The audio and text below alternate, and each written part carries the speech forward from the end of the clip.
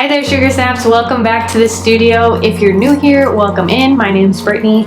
Today I'm in the studio to experiment and have the freedom to create without a specific intention. Usually I walk into the studio with a specific design in mind or dimensions that I need to work with or create a basket for. But today I've allowed myself the freedom to just have some time to play around and do some basket weaving play.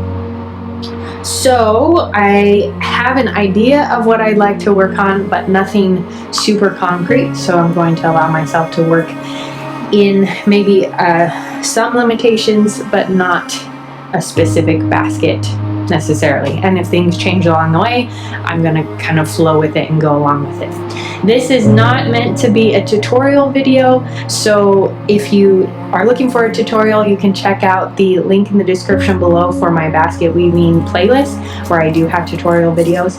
This video is more of a work with me or work alongside me, so grab your basket reed or whatever project you're currently working on and work alongside me as I weave my basket and you work on whatever it is you're working on. You could do one of your whips, which means work in progress if you don't know that terminology, or even do yoga if you want to do yoga while watching me weave my basket. I am doing Yoga with Adrian's 30-day January yoga challenge, so I have yoga on the brain.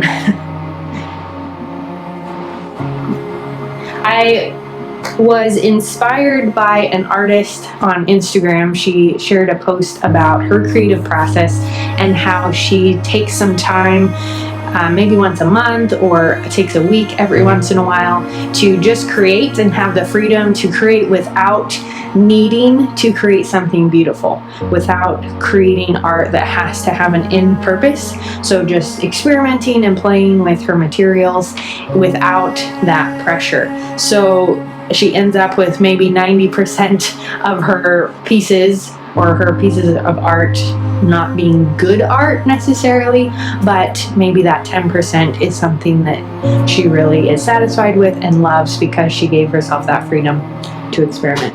So that's kind of the inspiration behind this specific video and this basket project, is just allowing myself the freedom to experiment, play with some new techniques maybe, and see what happens and where the day takes me. So imagine this as a hand reaching out to you to give you permission if you need permission, or the opportunity if you need the opportunity to do a day of free play in your material, whatever medium you work with, whether that's watercolor or basket weaving or yoga or whatever it is.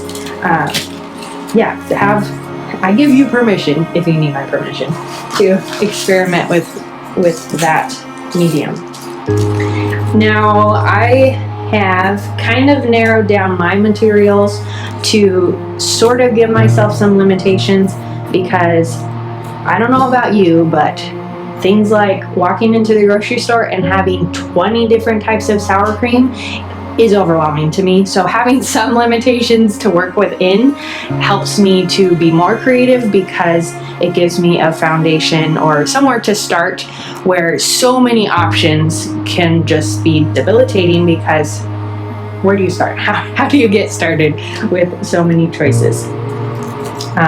Maybe sometimes that's helpful, but not always. So I am just kind of gonna cut some steaks out here, and I'm cutting 25-inch steaks. I think I'm going to do a square basket that has the cat's head base, so the corners fit or touch the ground, and then the center portion is lifted up. Kind of has four corners to sit on, like four little legs. So I'm going to cut all the same length steaks here. And if you are interested in learning basket weaving and you need some step-by-step help, I have several video courses on my website. You can go to my website, find the link in the description below to that, and access the different courses, and I give you step-by-step video tutorial on how to weave several different baskets.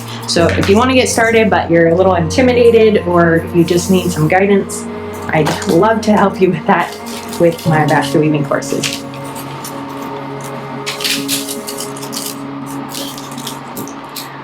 I'm gonna keep cutting steaks until I think I have enough, which I should probably count them. 4, 5, 6, 7. And the shape I think I want to do is something like this. Do the cat's head base where the corners come off the ground, and then kind of a round. I want to play with creating an interesting base, but then creating a bowl shape and then bringing it up into a vase top and then going up again, because I have not created anything sculptural where it has a looseness in the weaving that goes into a tension that then loosens out into a vase kind of shape. So that's what I want to practice here, is having that looseness in the sides of the walls here, and then coming up, tightening it up as you get to the top here, and then loosening it up again to create the opening at the top. So that is kind of the direction I'm headed. We will see at the end of this video how that went and if I finish.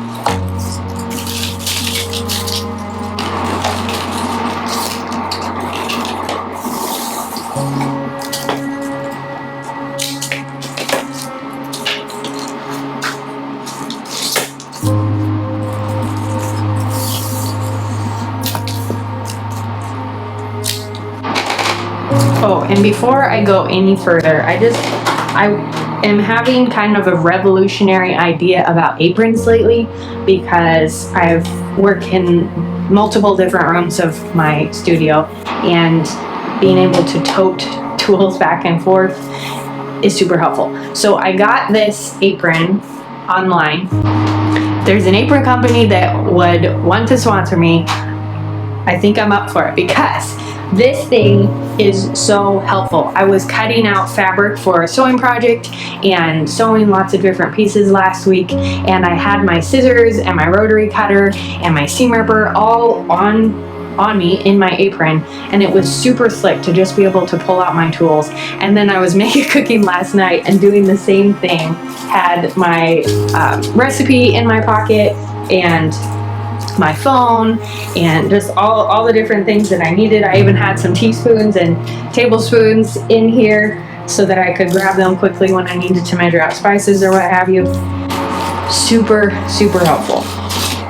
If you don't have an apron, I highly suggest getting one. I don't think it matters what kind of craft you do. You could put paintbrushes in there. There's spots for pins. There's smaller pockets. I mean, obviously, you might not get the exact same apron as I have, so you can find one with unique pockets or even make your own with custom pockets.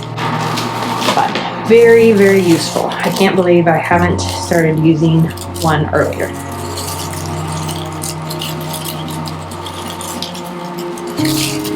Let's see, 15 equal 8 and 8.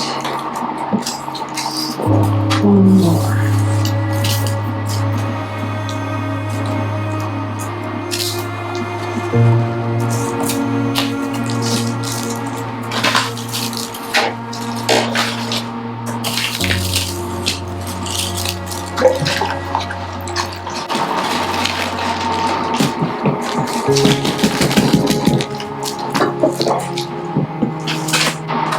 I'm going to lay out the base here. I think I'm going to mark the center of these steaks up first.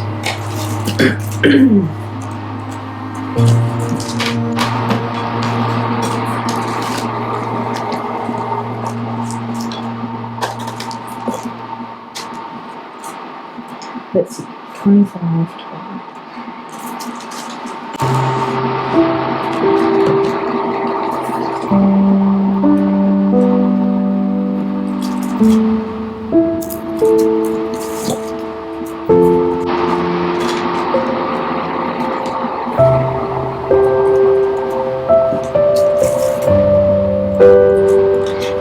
do a video on how to weave baskets more efficiently. Not that basket weaving needs to be a fast process, but sometimes there are certain steps that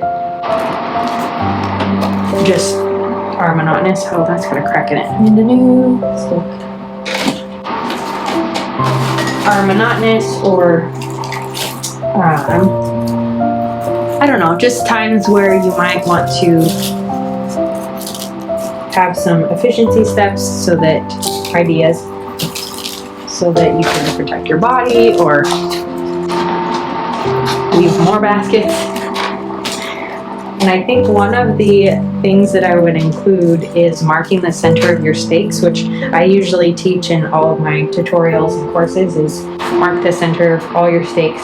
And the reason that would be an efficiency step, I believe, is that, there's the wrong right side, is that, oh, my brain's slow right now.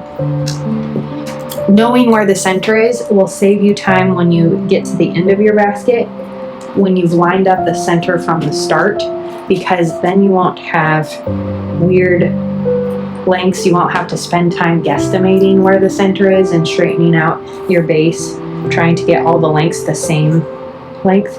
Or 20 inches. Can't talk and basket weave apparently.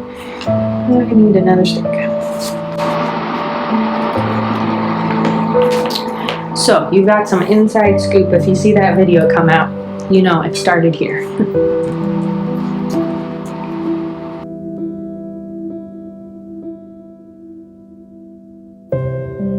It does seem like a monotonous step, or like, why do I have to do this? Mark every single stake, but it really does make the weaving process so much smoother when you go to lay out the base, and then you know for sure that you have the same length on all sides. And when you're done with the basket and you're doing the cut and tuck, or you've woven the walls, I mean, when you're doing the cut and tuck, you'll know you have enough length on the top edge to do the cut and tuck process.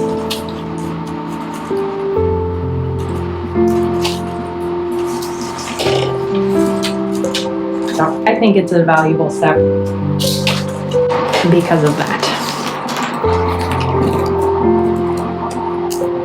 Gosh. Sometimes you get a bad batch of reed or a bad length of reed that just is super cracked or super rough.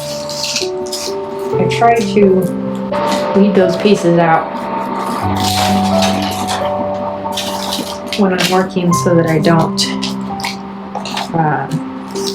make my basket less integral.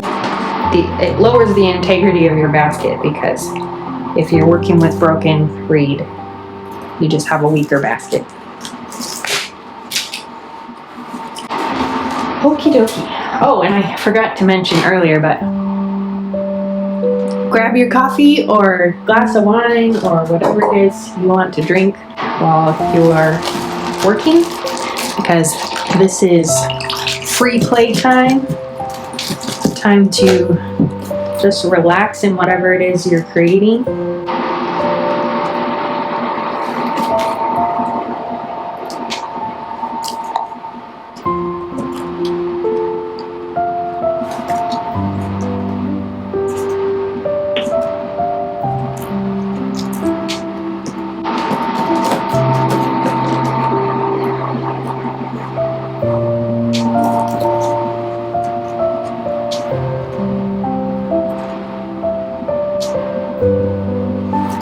Okay, I have 8 for both directions.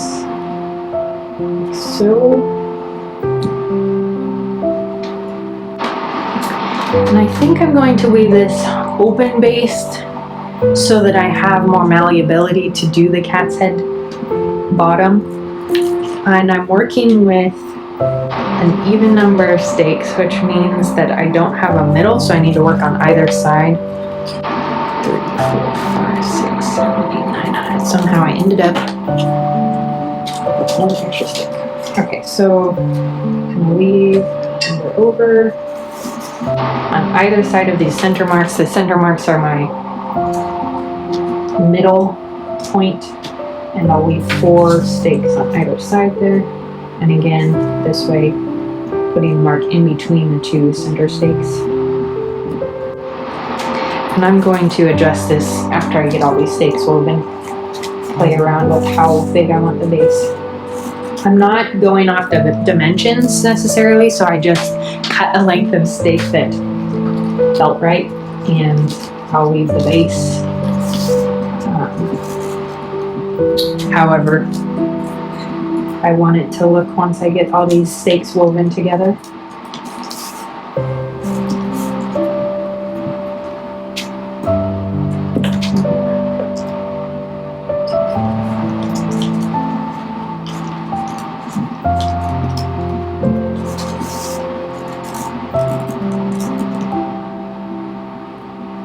Oh, no, one second.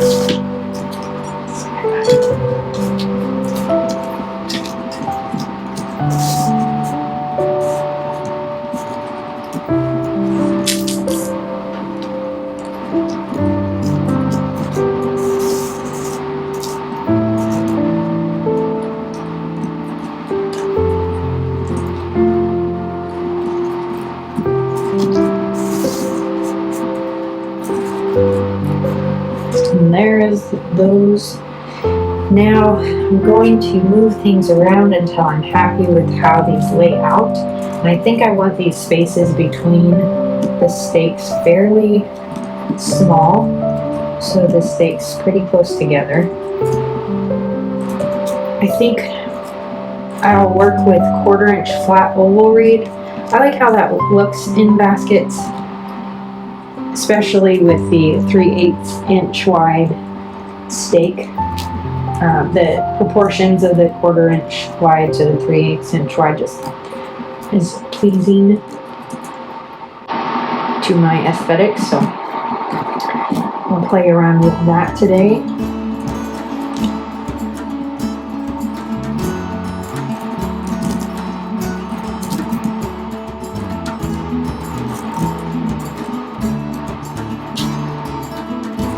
If you're working on something other than a basket, I'd love to hear what project you are working on. Leave a comment below.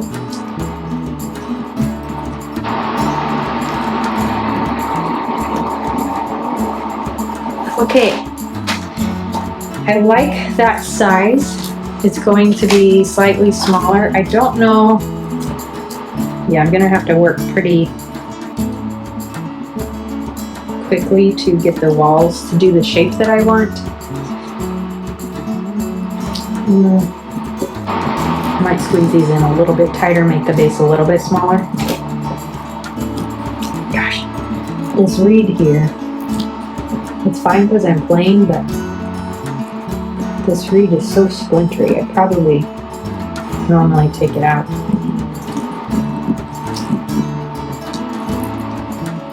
And I'll switch it around on this side.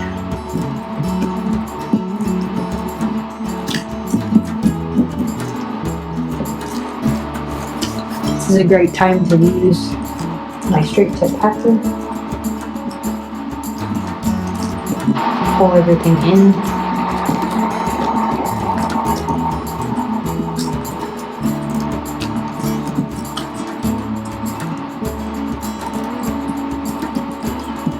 I can already tell after this basket, I'm going to need a good amount of hand salve to heal up broken cuticles and such.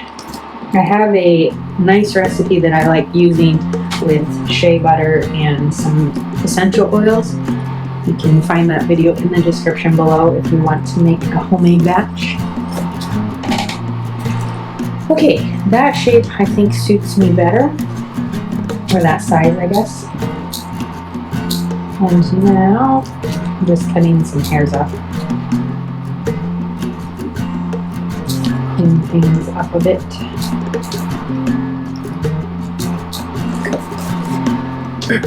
Now I'm going to get some round reed to weave around the base to kind of lock everything in, do a twining to lock all the stakes in.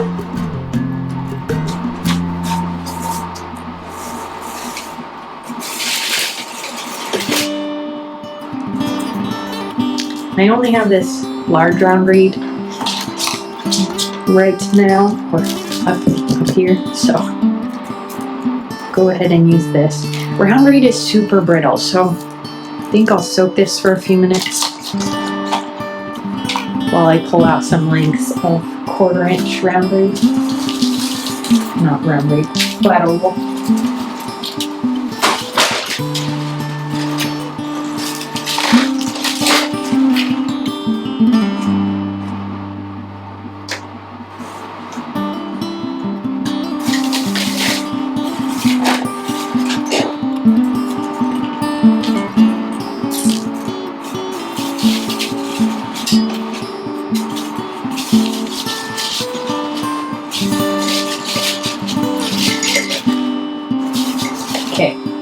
This is why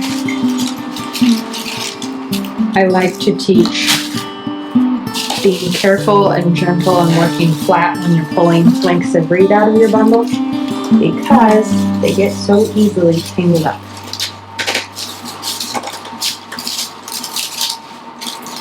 And then they get bigger and bigger until you have a huge mess on your hands.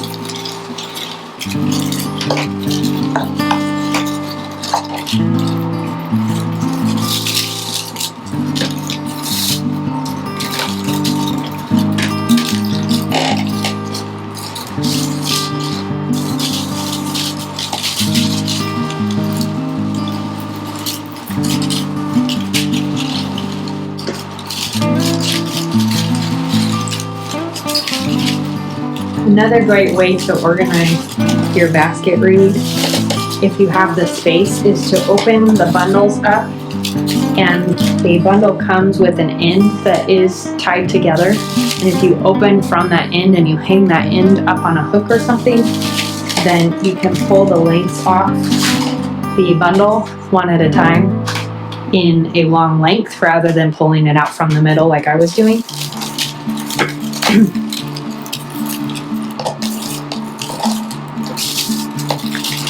I typically store my reed in a Rubbermaid tub, like a filing cabinet, on their side, so that I can see the type and size of reed that I have. So I like to keep them in bundles. But if you have a room that you can hang them up on your walls, or hang them up, you could even do it on a clothes rack, like a rolling clothes rack, hang them off that. Gosh, this reed is so brittle. Okay, let's do some twining. I figured this key reed, round reed, is going to be hard to get. Oh, yes. Whoa. Need a new base. It's just cracking all over the place.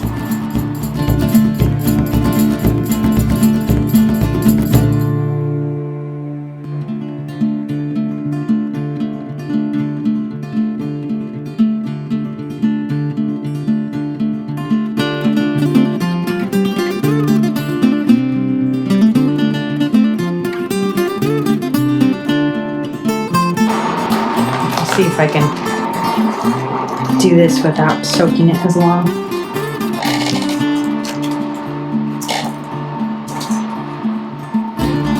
No, not again. Okay.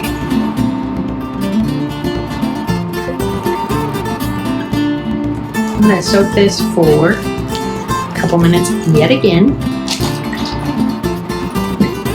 And we'll have some coffee.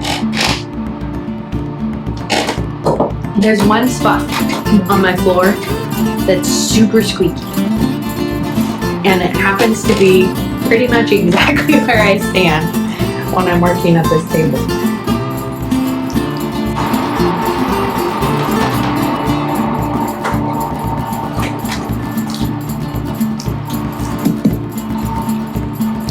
Come on, soften up.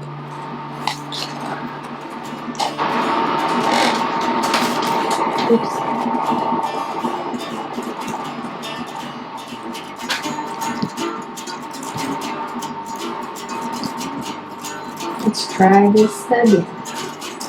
I'm going to be as gentle as I can. Yeah, this is really tight, you can see. I'm using my packer to pack this in. Gosh.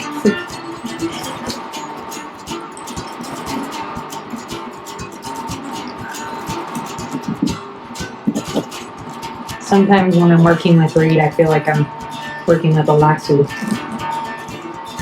Lasso, however you say that. Especially lashing the rim of a basket, you're throwing the reed over to whip stitch the rim up. And usually when I'm doing that, I grab something and knock it over in the process with the end of the reed unintentionally. It happens a little bit with twining as well.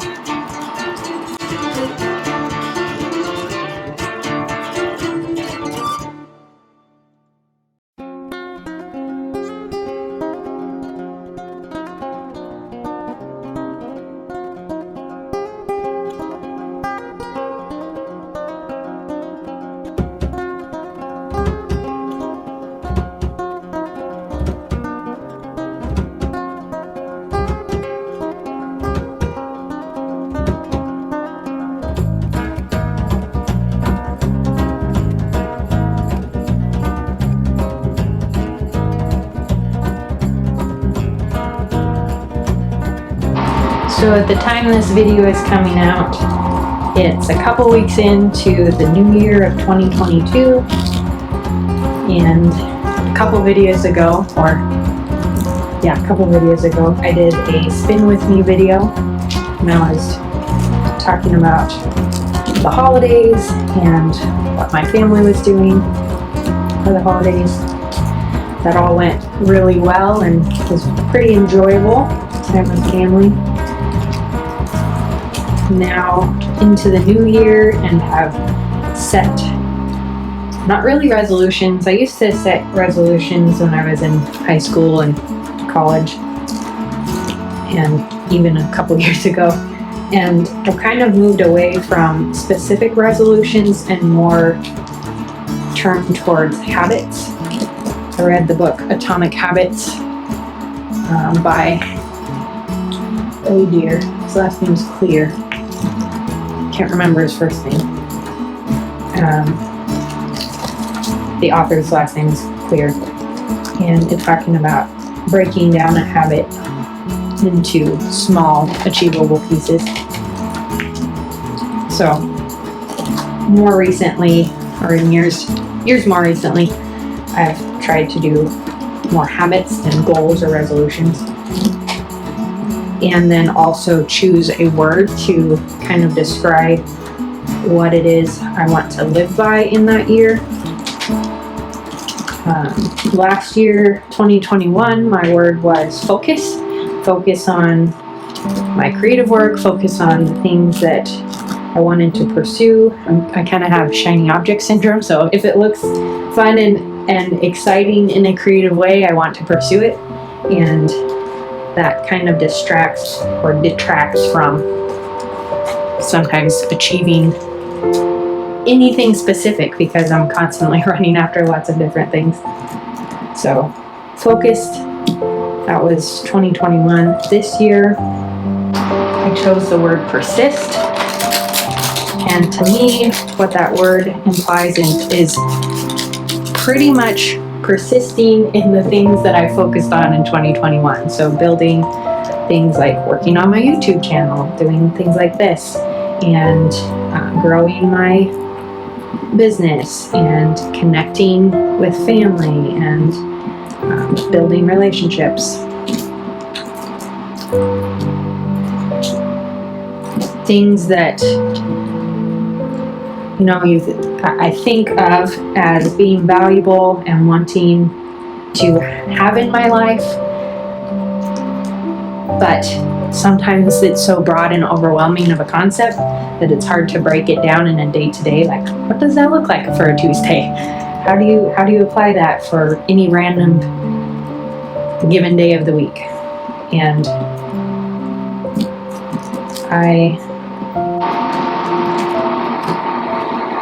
just kind of breaking that list down and finding focus in the things that I really want to become good at or invest in, put out into the world, share with others, learn from others, connect with others.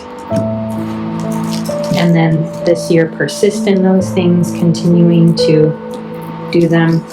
And I think having a word for your year, it's not for everybody, but for me, it just, again, like I was saying, the shiny object syndrome, it helps me really hone in on, is this thing that I could do fit with my overall value system and who I ultimately want to be.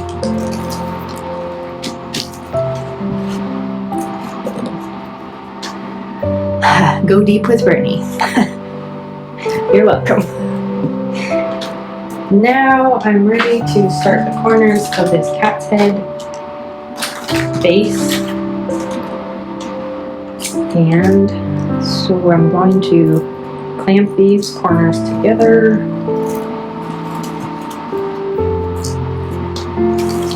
I read that this helps form the shape.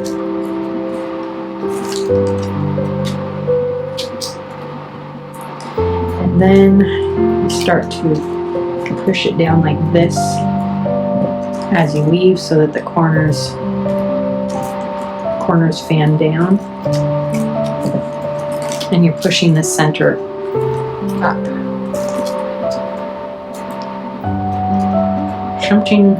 Something like that. Yeah. Oh, yeah, that started to create the shape I wanted just by pressing these corners down. Yep. Okay, now for the weavers. Don't want a super long one. There we go. It's nice to start with a reasonable length because there's already so many things going on.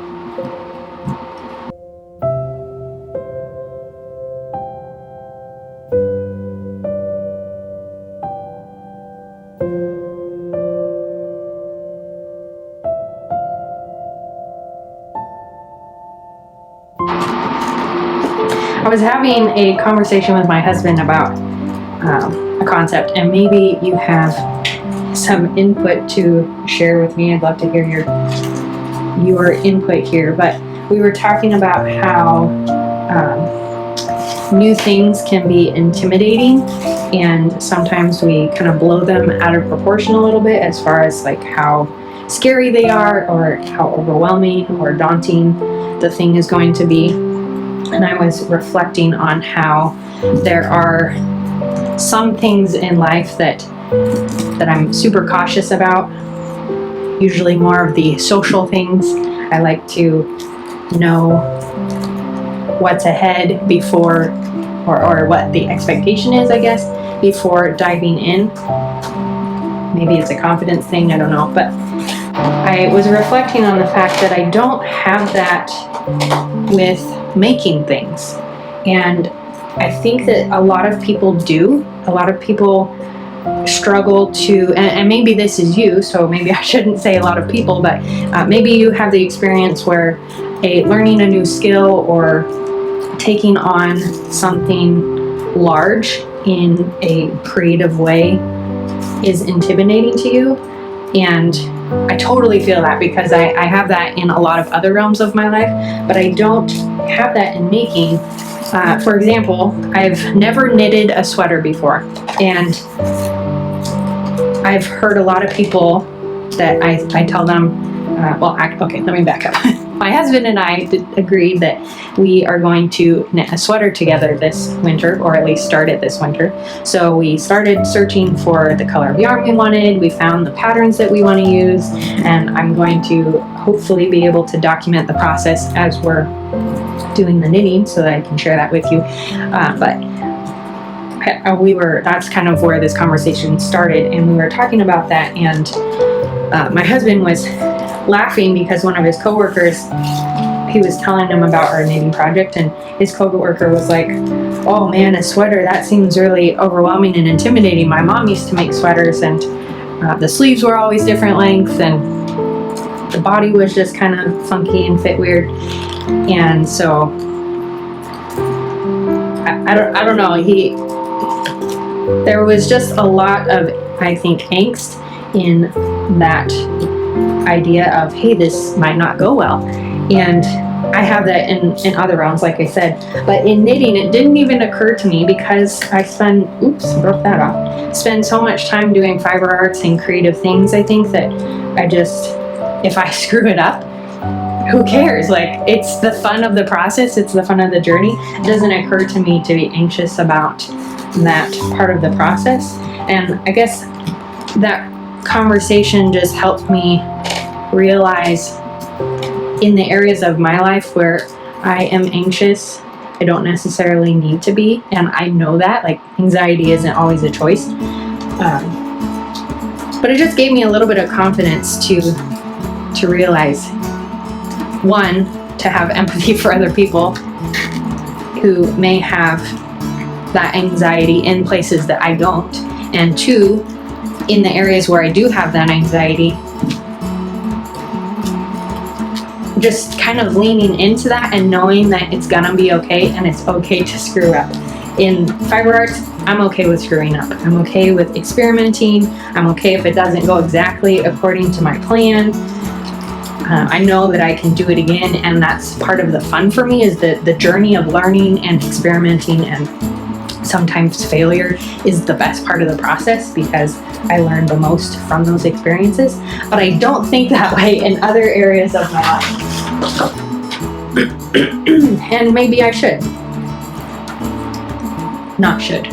I could.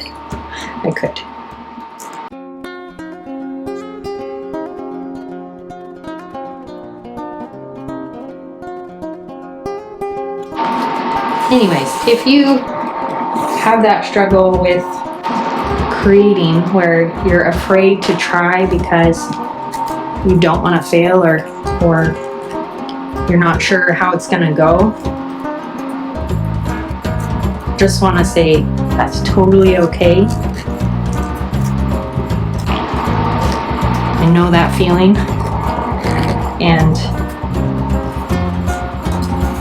if you want to keep watching my videos, I try to share tutorials and things to help you be as successful as possible, but also feel free to fail, because that also is a great experience, great teacher. And I don't know that is encouraged very often. Be okay failing. It's okay to fail. I don't know if that's really a thing very often, but it is in this space.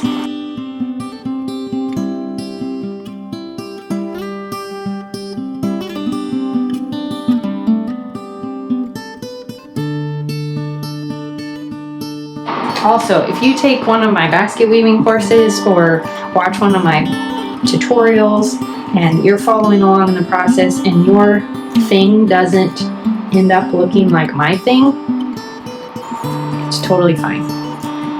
Our bodies are all different, and so especially in basket weaving, the way we weave, the tension we pull with, it all ends up looking a little bit different because our body mechanics, how stressed out we are that day, the way we stand, I don't know, it all impacts what it is you're creating.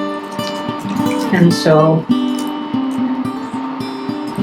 I think it's kind of boring if we all create the same thing, because then there's no personal creativity to it or aesthetic. You're not putting your aesthetic on what you're creating. You're trying to copy somebody else's.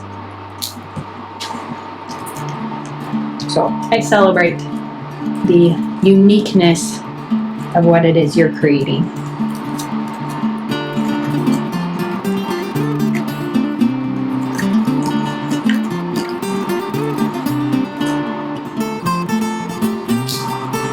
I'm kind of rambling philosophically over here, don't mind me. Just weaving my basket, trying to figure out this cat's head situation. And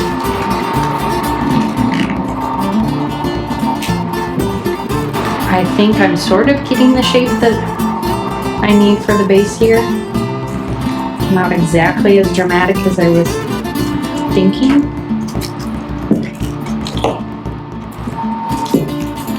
There, that's what I want them to stick up like this. Let's get that into that shape, and then maybe I can build from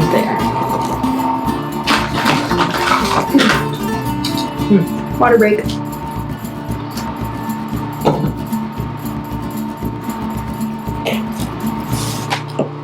Okay. Oh yeah, look at that. That really helps. Flipping it over on the inside direction. Oh gosh. Long piece here. Should probably save this for lashing, but I already got it wet, so I need to use it.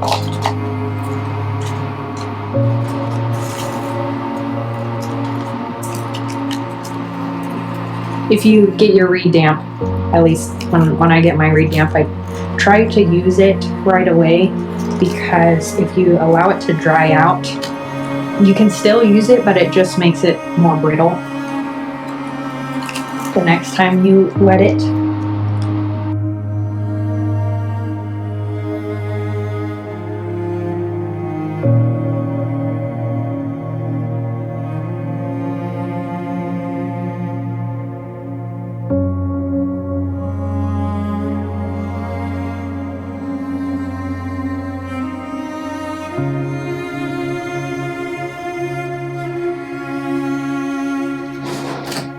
Sorry, I just realized I had my fan going, my heater.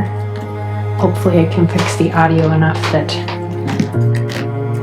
that doesn't ruin this video.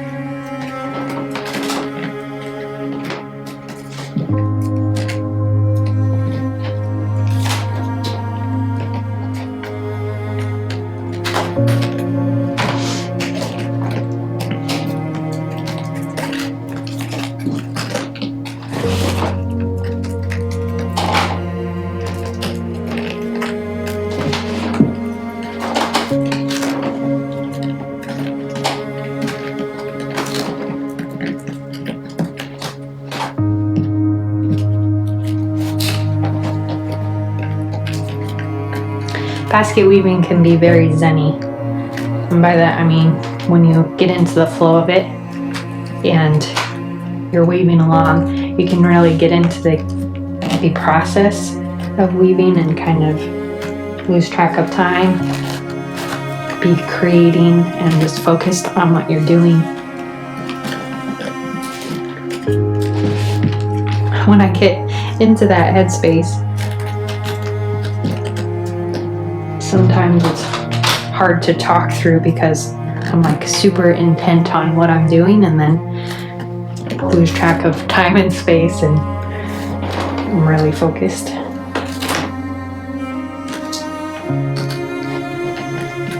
I find a lot of joy in that space, being able to rest and create. The nice thing about basket weaving is that even if you are limitless, you don't have boundaries or a pattern you're working with and you're just creating, there's still structure. There's still a system to work in, techniques to work with, and so it's like controlled creativity because it's not a blank canvas sitting in front of you waiting for you to pull something out of your imagination. It's a structure that you can work within to create something beautiful. And maybe that's the difference between art and craft. Having a structure to work within and then creating something in that structure. I'm not sure. Art is something that has many definitions and kind of changes depending on the situation. I like to consider myself an artist, but I also consider myself a craftsperson because what I do is often structured in that there's a set of techniques or a set of concepts to work within that you create something, some product or material.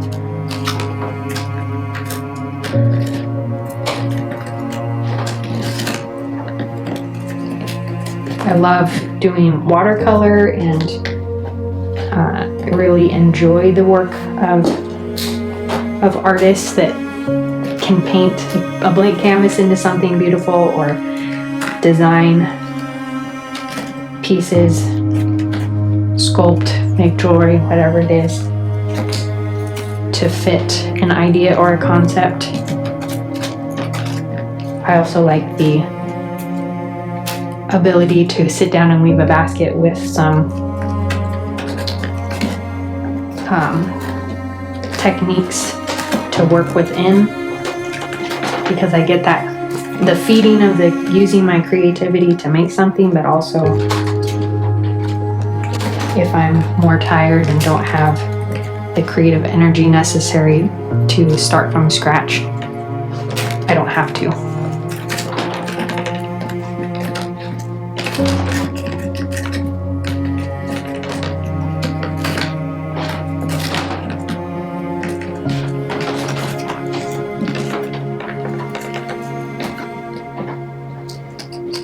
Now I'm working on shaping the outward curve. I think I need to start getting the base to be more round around the corners here. I'm not sure how to get that exactly right. I think the walls need to come out more.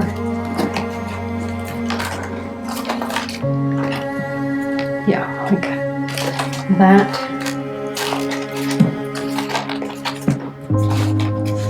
And then when I curve around the corners, I'll just make sure to make a nice loose corner to create that round shape.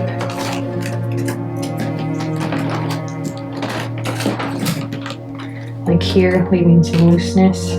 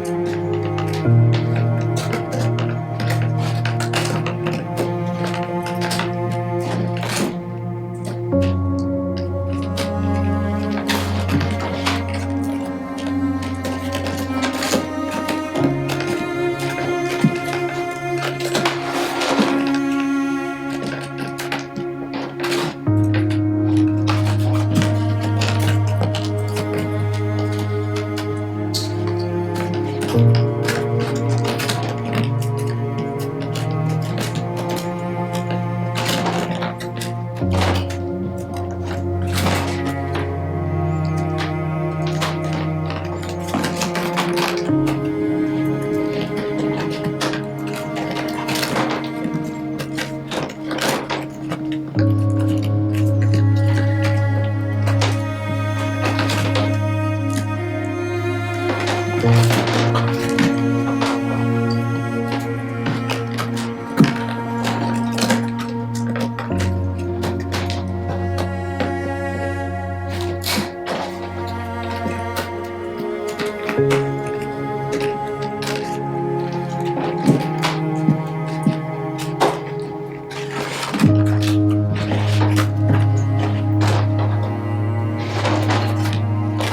going well over here. How is your project going?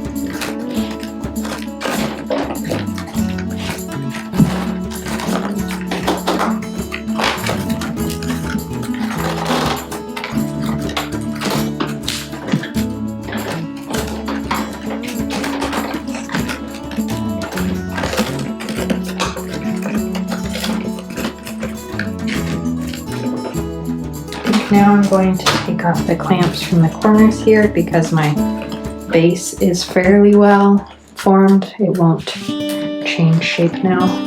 And those clamps were just pulling the corners in so that I could maintain the pointed base, these pointed base corners.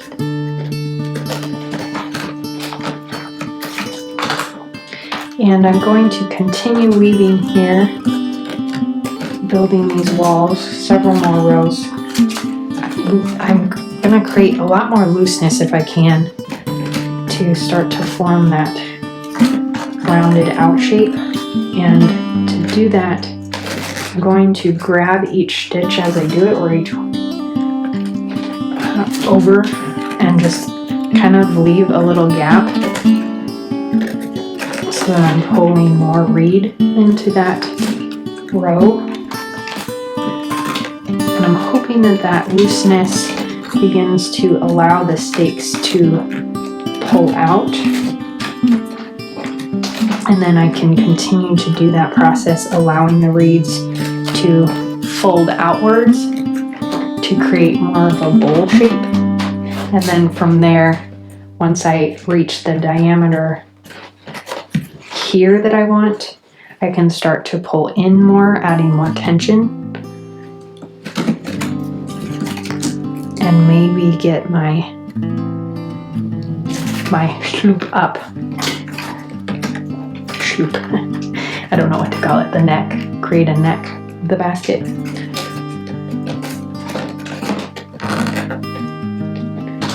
And I'm going to leave a clamp there so that I can continue to add that looseness without my reed coming undone.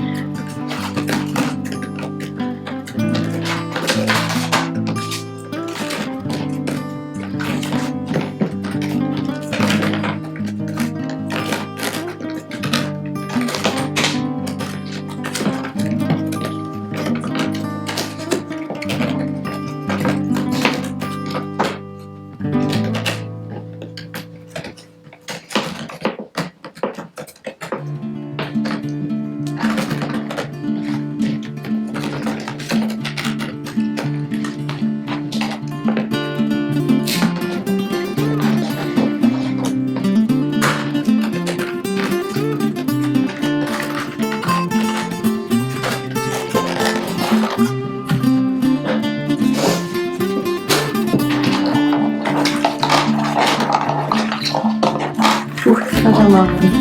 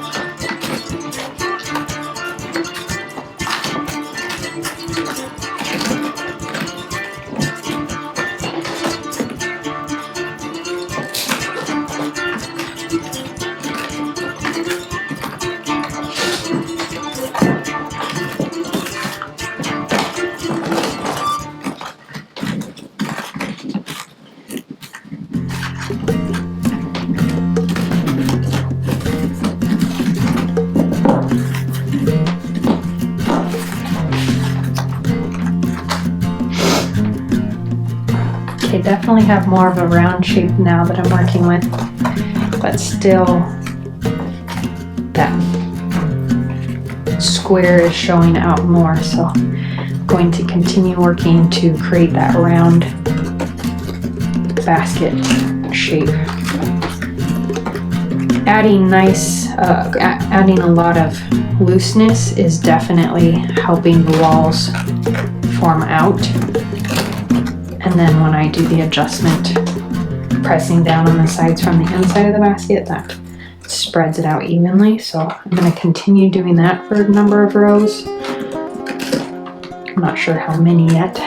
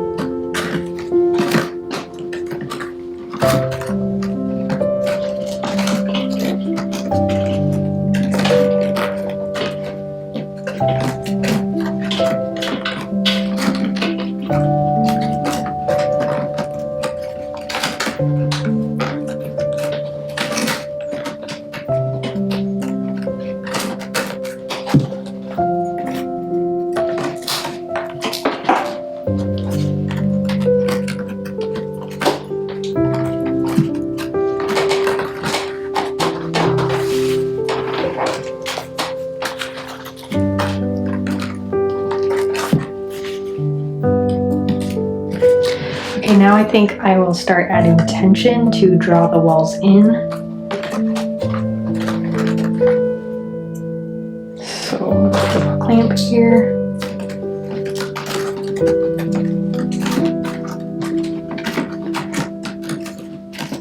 So I'm starting with the weaver that I just weave to the normal tension that I would weave any row, so kind of neutral tension.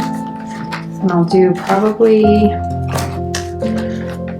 one row like this, and then the next row I'll put a little bit more tension on the reed as I'm weaving.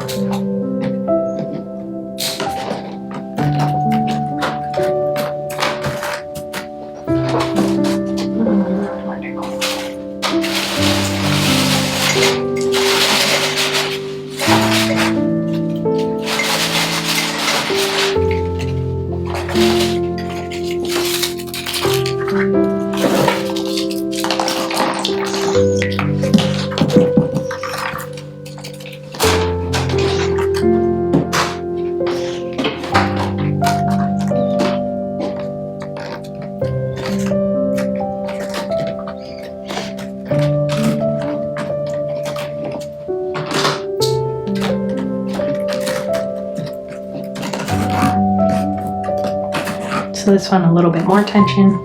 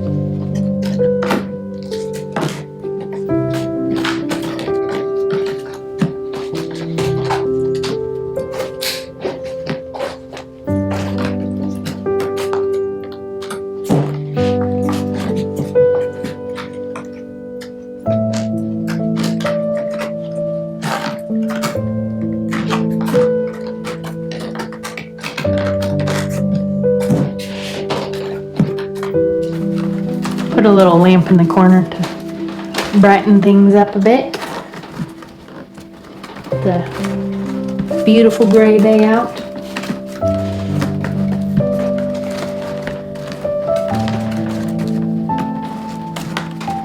I think when I finish this basket, I'm gonna go for I'm gonna go for a bit of a walk. The other day, I could hear birds singing outside. I was thinking, oh man, spring is coming. Might just make it through this winter.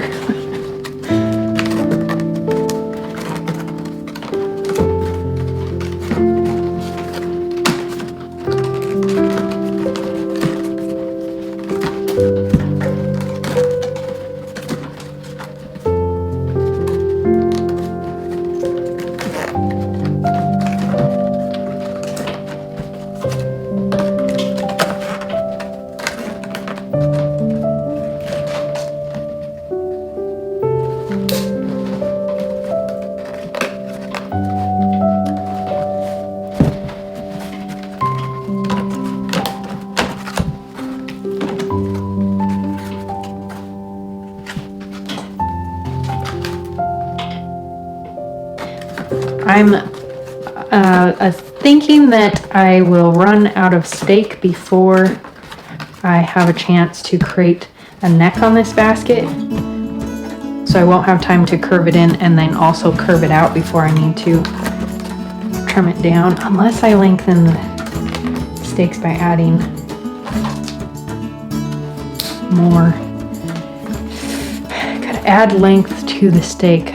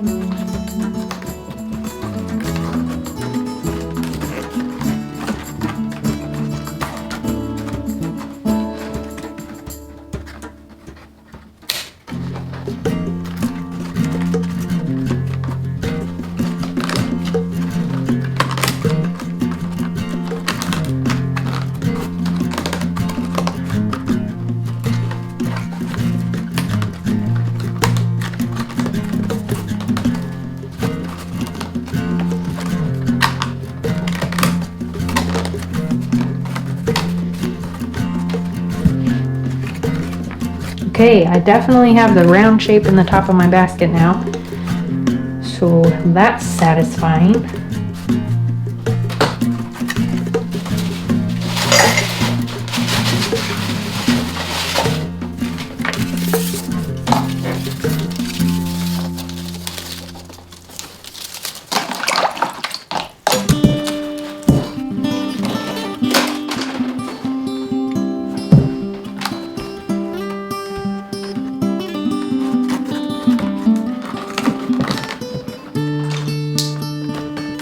Now I can decide whether I want this to be a wide mouth bowl or make it as small as I can go with the length of steaks that I have, or extend the length of the steaks by adding or tucking another length of steak on top, which definitely is not advisable because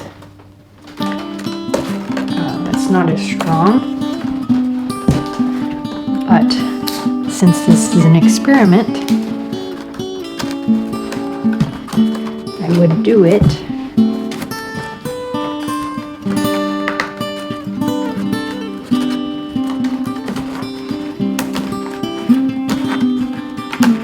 Okay, I'm adding considerable tension onto my weaver now. And I just asked a lot of questions about what I'm going to do, and I don't have an answer yet, so put that on hold while I continue to build the walls here. And I'm adding tension by bringing the stakes closer together as I'm weaving, so kind of pushing them closer together a bit as I pull on the weaver.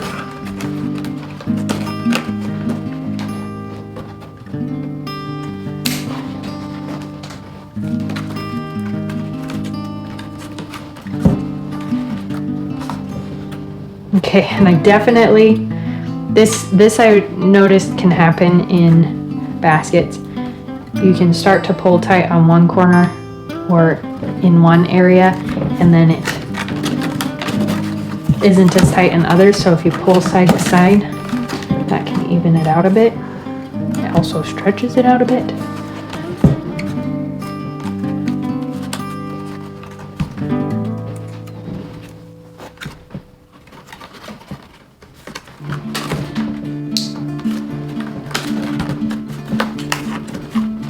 So just be cautious when you use that technique.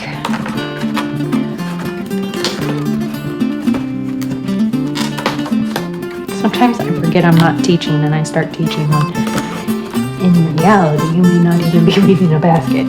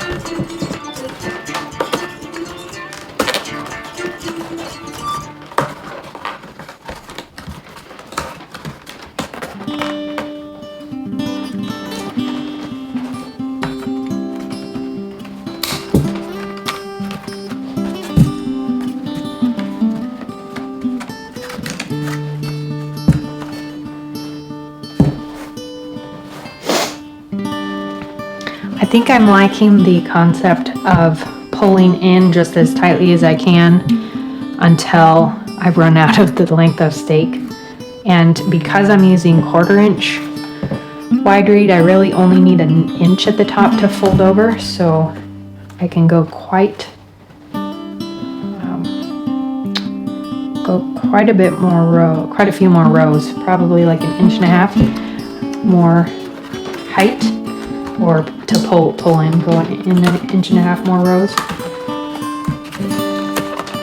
So continuing to create this bowl shape with the high tension on my weaver.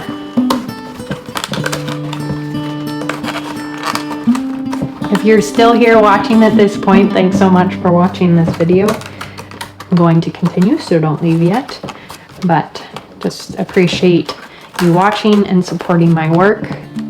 If you enjoy my YouTube channel and you want to support my work here so that I can continue creating free content here on YouTube and on my website, Textile Indie, I'd love to have you check out my Patreon. Patreon is a way for creators to be supported by their audience, and that's done by small monthly donations in exchange for exclusive content. So I share special content only available to Patreon members, and you support my work there and here on YouTube. So if you're interested in that, check out the links in the description below.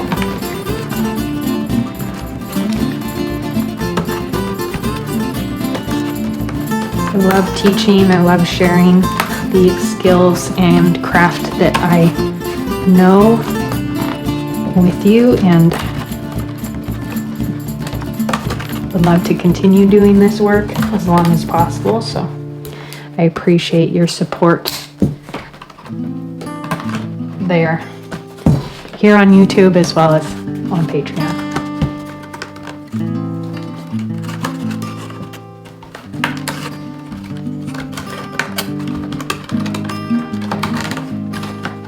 And if you can't support me on Patreon, that's totally fine. I'm still super glad you're here. I'd love to interact with you in the YouTube community or through Instagram if you follow me on Instagram.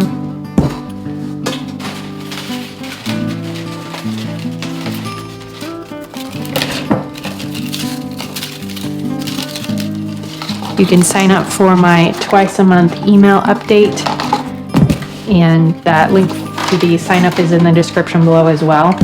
I send out a twice a month email with resources for all kinds of different fiber arts. Each email kind of focuses on a different fiber art and all kinds of resources, books, locations that I like to purchase from, shops, that kind of thing, as well as news from my channel and my website, other things going on, things that I'm being inspired by and might inspire you.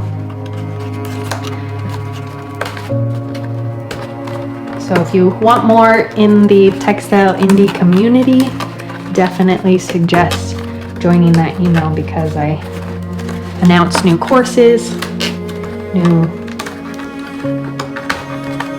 information, new blog posts, new videos, all that good stuff through those emails.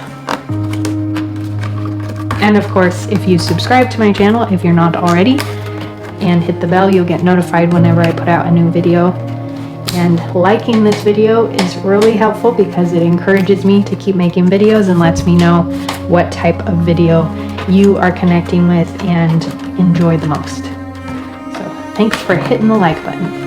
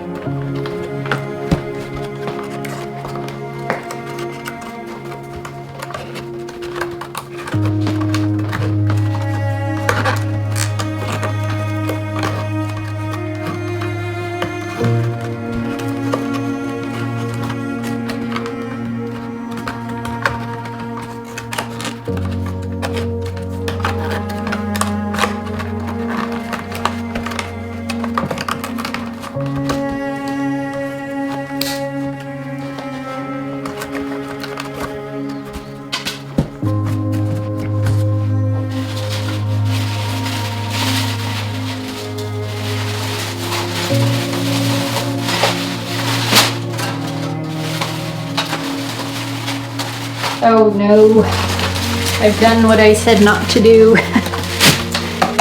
I have a tangled mess.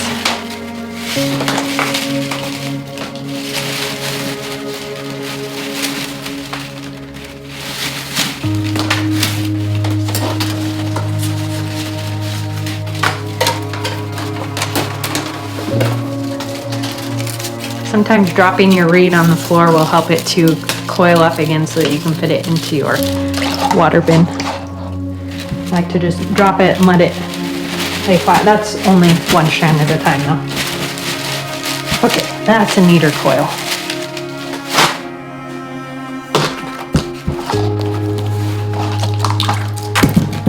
Okay, I'm getting close. I'm estimating maybe 2 more rows here around the rim before I need to stop to do the cut and tuck process.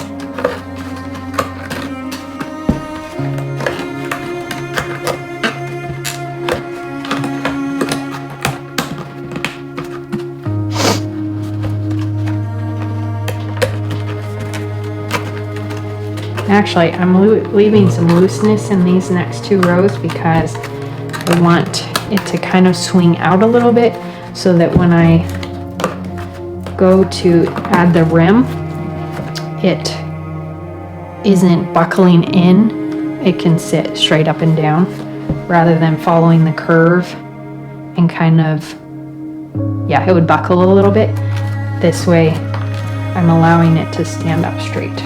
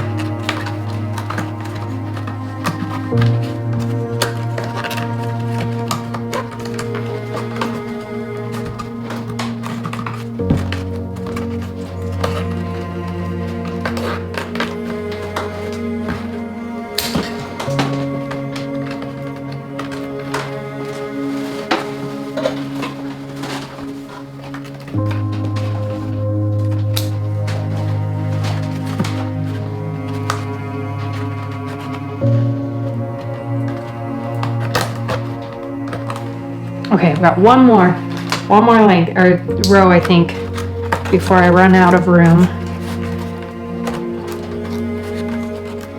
Just want to really exaggerate that outward curve on these top rows.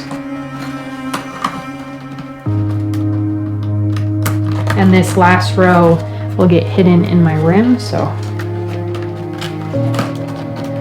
kind of need it to be the foundation for the rim, while also having the 2 rows previous set up with the outward curve. Okay. Whew. The weaving is done. Now I'm going to go around and do the cut and tuck.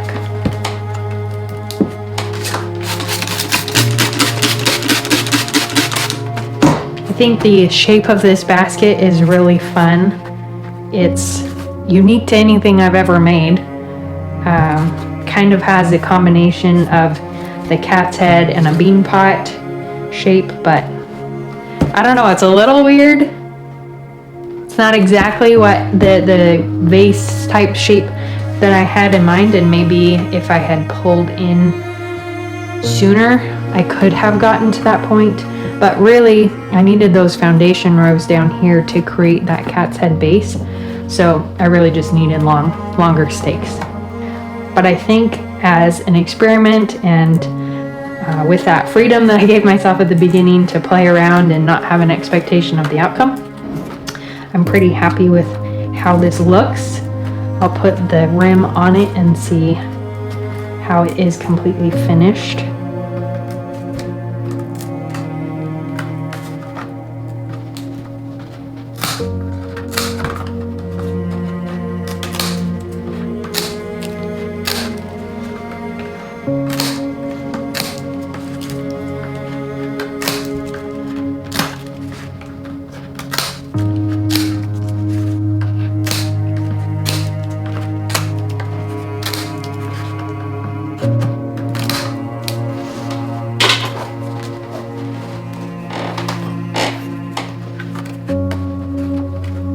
tuck these guys in on the inside of the basket here.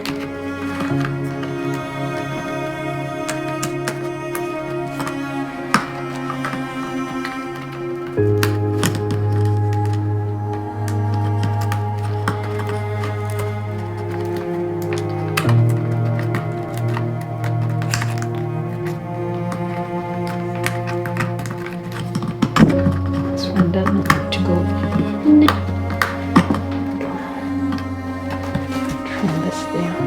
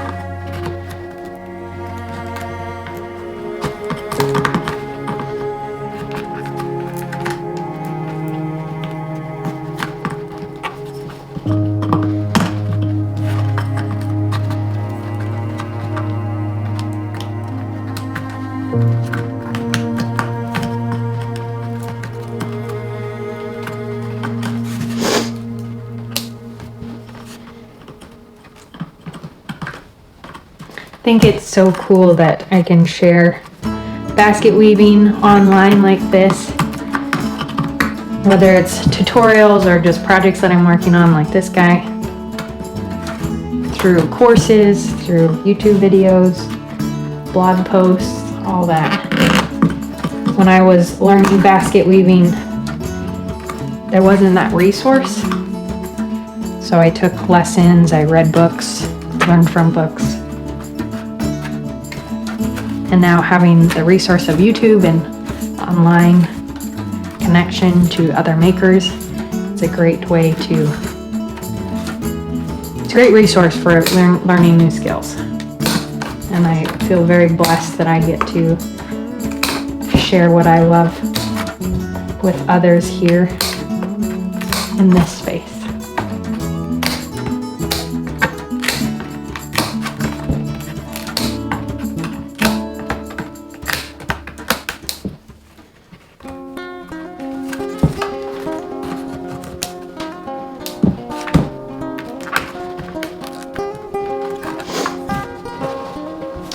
Now I'm going to set up the rim.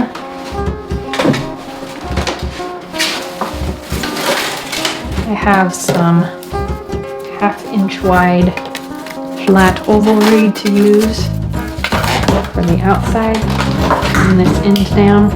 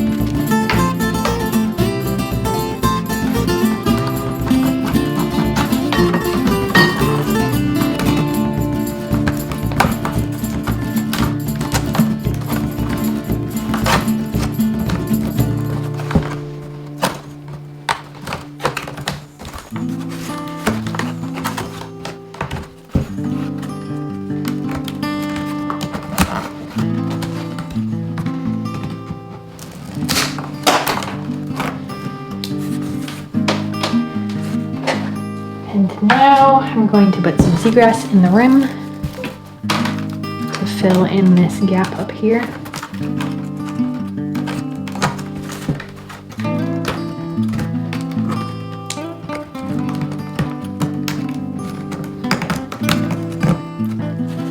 Like so.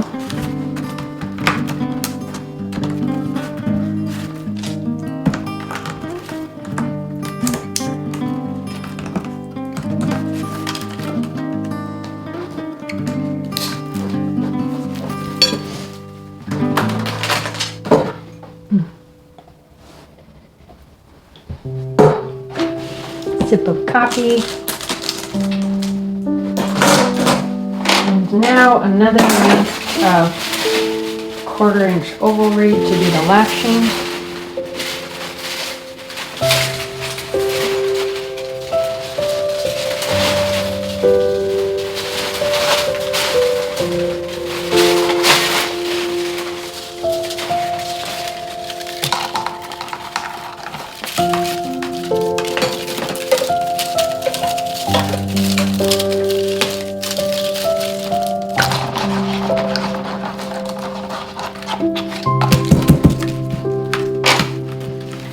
I think I'll do, I could do basic lashing or X lashing, or I could even lash in one direction with the 1/4 inch flat oval and then lash in the other direction with a round reed or something to create like similar to an X lashing, but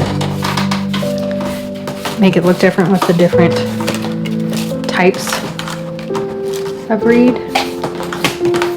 Start with basic lashing. I might do that to keep this simple.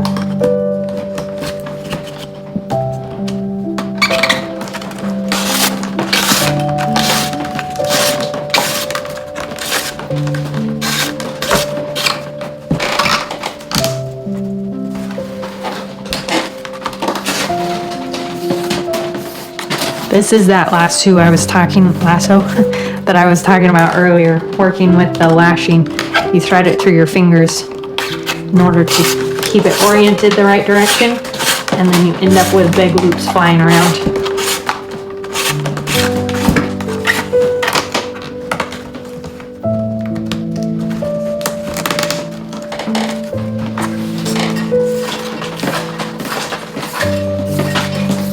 As long as I don't knock my coffee over, I think I'm good.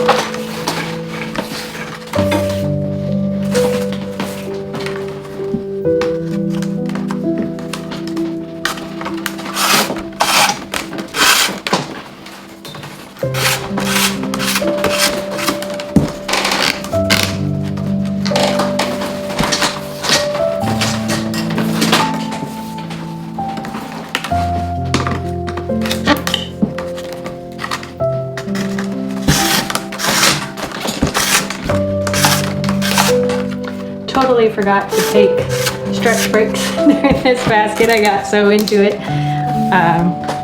I did a spin with me video a couple videos ago, and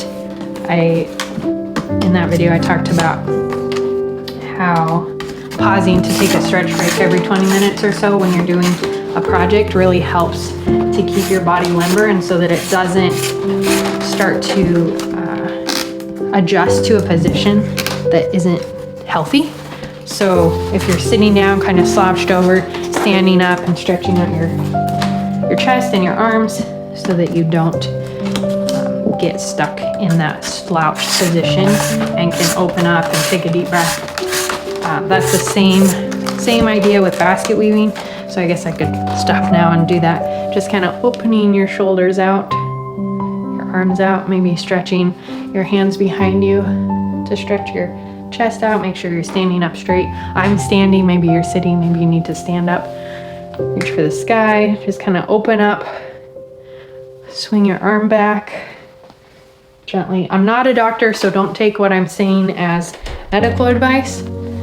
I just know that I've been to the chiropractor for shoulder stiffness, tightness, like frozen shoulder issues, and they suggested taking a break every 20 minutes when working, when doing something that's the same movement over and over, in order to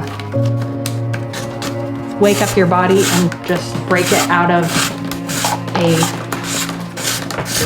shape.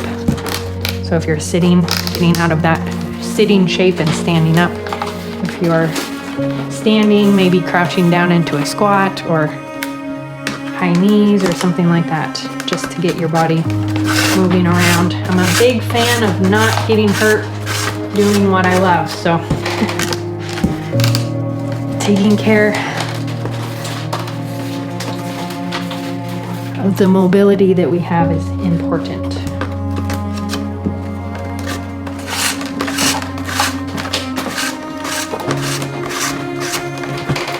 Maybe you can't stand, maybe you do sitting exercises, moving your limbs in some way.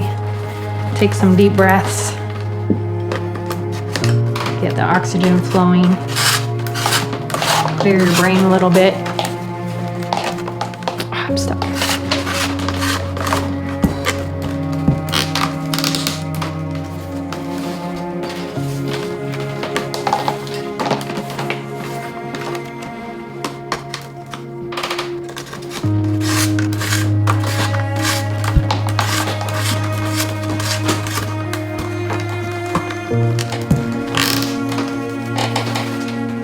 Okay, coming up to the end of this rim, lashing this rim. I think I am going to stop at basic lashing, just doing the one loop around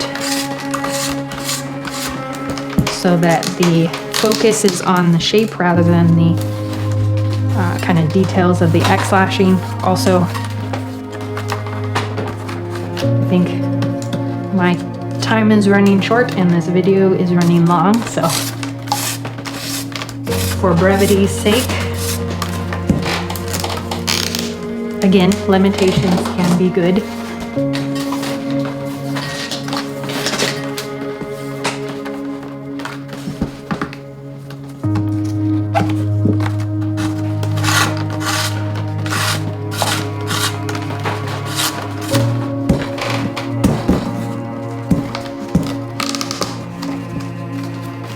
I'm pulling really tight on this lashing because I want this rim to be nice and tight. The reed shrinks when it dries, so I like to pull as tight as possible to eliminate as much space so that when it dries it's not super loose.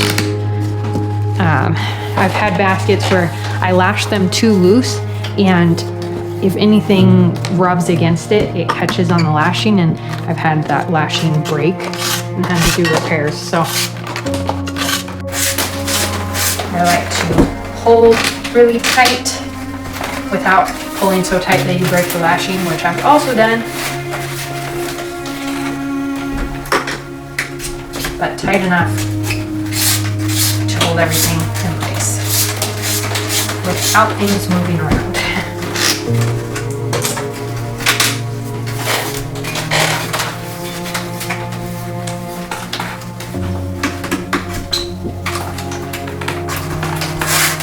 Once I finish this lashing, I'll do a little push on the basket back and forth to finalize the shape. Things kind of get distorted when you do lashing because you're pushing against the table and moving it around. And I can see that some of my sides aren't as even as others, or it's pushed over kind of wonky. So I'll reposition it so that it just has a nice shape, because once it's dry, it's kind of that cements it into the shape it's going to be, unless you get it wet again, and then you can shift things around. But once it's dry, that shape, it's hard to change on the dry reed. As it's still damp, you can mold it a little bit to be more of the shape that you're going for. So for me, I'm going to work on making sure that the sides are somewhat even, and that rounded side is nice and round, and I still have the cat's head base. Just double checking that everything's the way I want it to be. Okay, finish off this lashing here. Quite a bit extra. If you are wondering, yes, I have a big mess of reed back here on the floor.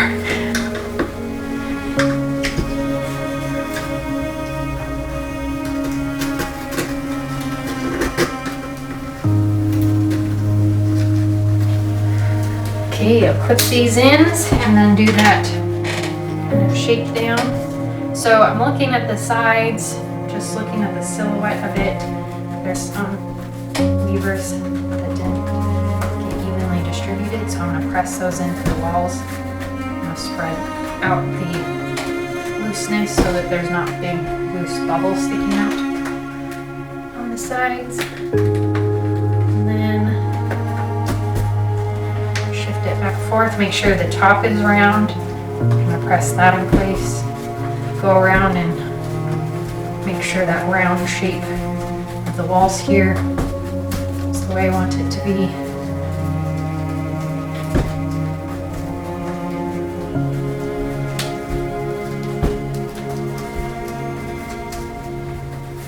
Okay, and there's my finished basket.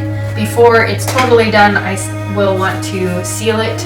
I like the natural color of this basket, so I won't stain it, but I will seal it with a clear sealer to protect it from mold and mildew, especially in my neck of the woods in the Pacific Northwest. It's very humid, and that can cause mold and mildew to build up. So protecting my baskets is super important in my area. I'm going to allow this to dry for 24 hours before I do that though, so that everything's nice and dry.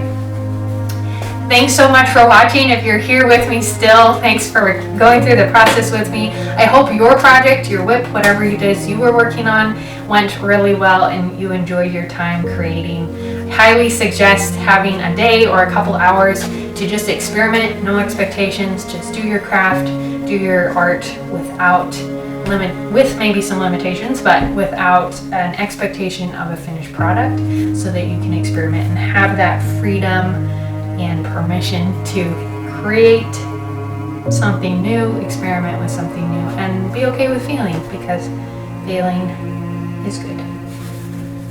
If you're interested in more basket weaving tutorials and techniques, check out the playlist on the end screen here, and happy basket weaving or making in general. I'll see you next time.